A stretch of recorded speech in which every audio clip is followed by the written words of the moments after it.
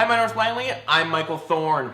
Our elections here in the municipality, the Township of Langley, take place on November the 15th, and our local government plays a bigger role in our day-to-day lives than any other level of government. So I encourage you over the next few weeks to get to know the candidates for school board, councillor, and for mayor. You can vote for up to 1 mayor, up to 8 councillors, and up to 5 school board trustees. Voting hours on the 15th are 8 a.m. to 8 p.m.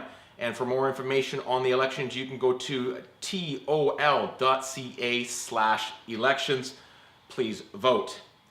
These videos will not be edited except for the odd dramatic change of camera angle. And I'm joined by Township of Langley mayoral candidate, Rick Green.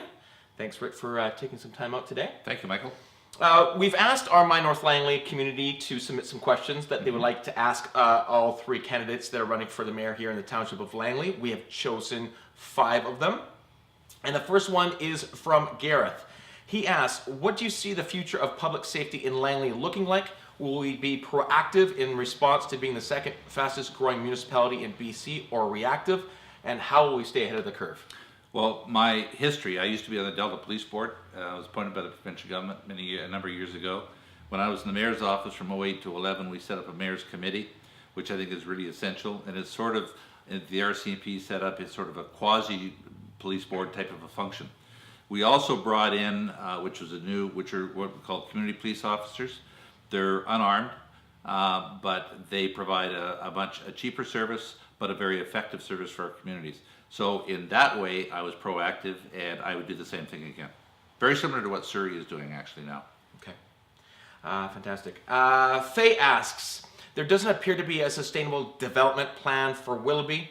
Right now, all I see is construction and massive scale, and then traffic signals, road widening, lane painting, added on as seemingly an afterthought.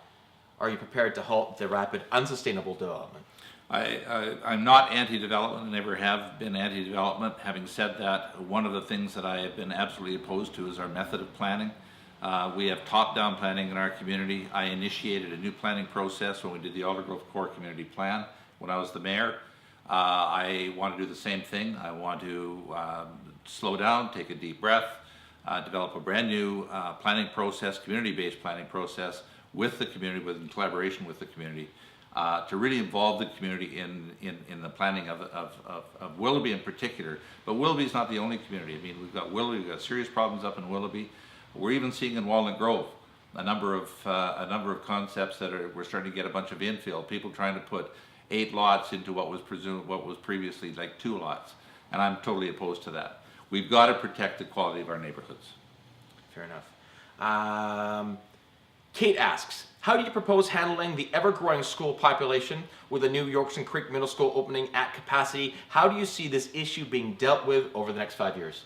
Well, if you just read the paper just the other day, I see our mayor, along with the administrator and a few other people, went over to Victoria, met with our 2 senior cabinet ministers, I might add, and typical of the provincial government, and I am a very strong free enterpriser, but typical of this provincial government, they've changed the game plan.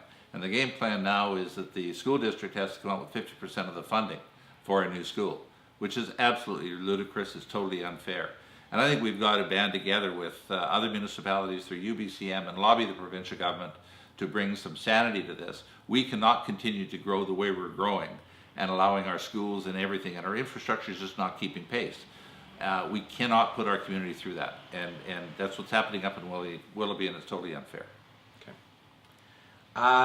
James asks, legal grow-ups, many currently take place within houses and residential areas. Where do you see this going in the future, and will you move to push them into commercial or other property zone spaces so that nearby families and schools are not at risk? Absolutely. I live on a 5-acre acreage, and we are opposed. I'm certainly opposed, as is the current council, as I understand it, opposed to allowing grow-ops on agricultural land. Unfortunately, the ALC has approved it, and that's been allowed as a permitted use. We see grow-ops, if they're going to have to be grow-ops, for municipal grow-ops, should be in commercial properties. Fantastic. Connie asked a hypothetical question. There is a controversial issue. The council is divided in their opinions. The community is also divided. Things are heating up. You're halfway through your term. How do you proceed? Anybody that knows the history of my 3 years knows that I stand on a number of very significant principles. And I will not put up with wrongdoing, what I perceive to be wrongdoing. And that happened in my last term, and there was issues over Mumford Crescent, there was issues over the Langley Event Center, there was issues over Athenry, and there was a number of them. And I took a firm stand. I would do the same thing. Having said that, you are one vote on council. You have got to provide leadership to a council. I've been asked many times, what if the same people were elected? You know what? We will make it work. We will bring in decorum and procedures that will make it work. I appreciate it. That's it. 5 questions. It was that easy. If people would like to get in touch with you or find more information about your campaign, how do they do that? Just go on the internet, www.rickgreenformayor.ca. You can also go into www.langley.watchdog.com. My home phone number is 604-607-7338, and my cell number is 604-309-7795. Thank you, Rick. Thanks for sitting down with us today. We hope that these interviews help you make an informed decision on Election Day on November the 15th. Please exercise your right and your privilege to vote. Thanks for watching.